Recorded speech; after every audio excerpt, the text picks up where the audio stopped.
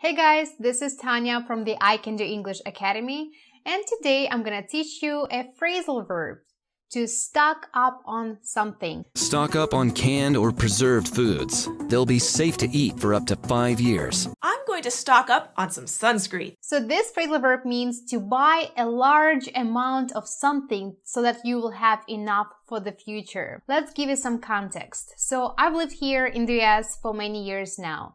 And I can point out one difference between Russians and Americans. So in Russia, people usually go to the grocery store almost every day, while Americans prefer getting a lot of food at once. So they're buying food and drinks in bulk, in large amounts. So I can say that they stock up on food and drinks. And here's another example that comes to mind. So during the pandemic, a lot of people stocked up on toilet paper, right? What else? Sanitizer, of course, and maybe canned food. By the way, what did you stock up on during the pandemic? Let me know in the comments below.